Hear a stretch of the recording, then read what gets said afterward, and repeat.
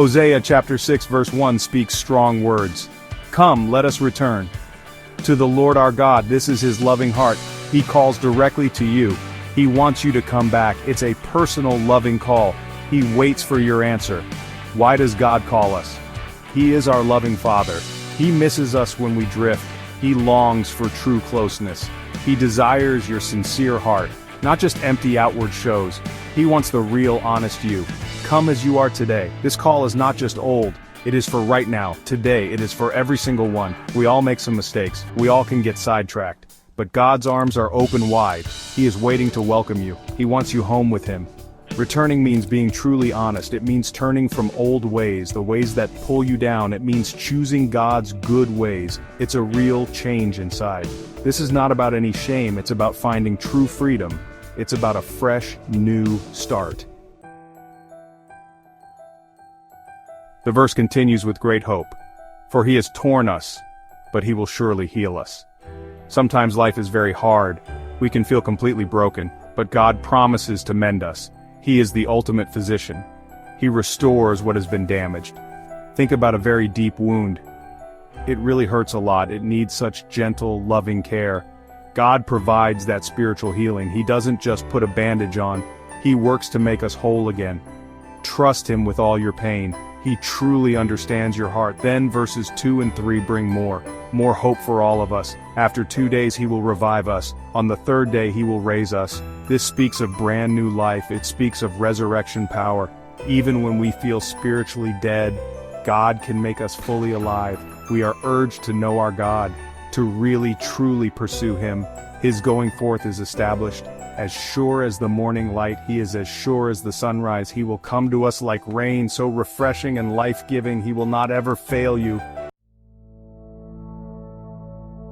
Then God asks a hard question. It's in Hosea Chapter 6 verse 4. O Ephraim, what shall I do? Your faithfulness is like a cloud. It looks good for a moment, but then it just vanishes. How true this can often be. It makes us stop and think. Imagine that early morning mist. It is there, then it's gone. Sometimes our devotion is just like that. We get so excited about God, we make such big, bold promises. But then life's distractions creep in, and our commitment starts to fade. This is a very serious thought. God doesn't want temporary love. He's not looking for part-time faith.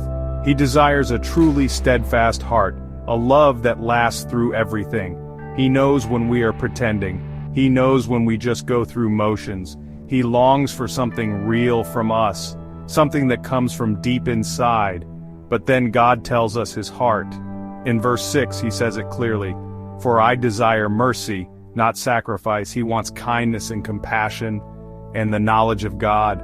More than your burnt offerings, he wants our devoted love. He wants our willing hearts. If you're finding hope in these messages, please subscribe to our channel for more. Hope every day at Mary.Kagiri. Thank you for being part of our journey. Israel's unfaithfulness and God's harvest. The chapter then describes Israel's fall.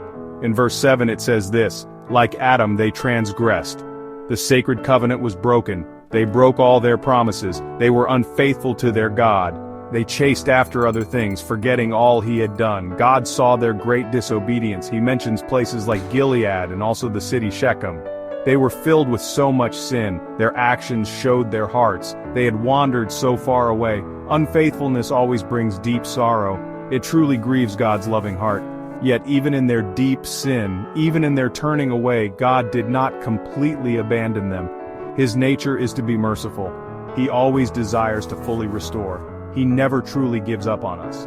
His love is stronger than our failures. He always offers a path back. And this chapter ends with promise. In verse 11 for his Judah, a harvest is appointed for you. A harvest means great abundance. It means blessings and new fruitfulness. God promises to bring them back. There is always real hope with God, always a chance for new beginnings. Answer the call, a wholehearted return to mercy. So, what is God saying now, to us, through these powerful words?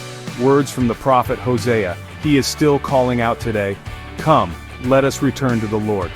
This invitation is truly for you. It is for me, right here, right now, in this very moment. He doesn't want a small return, not just a little bit of you. He wants all of your heart. He wants your whole entire life. Don't hold anything back from him. Surrender completely to his loving care. Trust him fully with everything. He is so worthy of it all. Our past mistakes are not the end. They do not define your future. God's mercy is so much bigger. He sees all our many mess-ups. He knows all our human weaknesses. But his incredible love covers it. He is always ready to forgive, always ready to heal you completely. Don't let your love be like mist that fades when the sun comes up. Let it be strong and steady. Offer God what he truly wants, a heart that is full of mercy, a life that truly knows him. Answer his loving call today. Return to him with everything now. If you found this message meaningful, please like, share, and subscribe to our channel. Follow us for more inspiring content. Thank you for your support.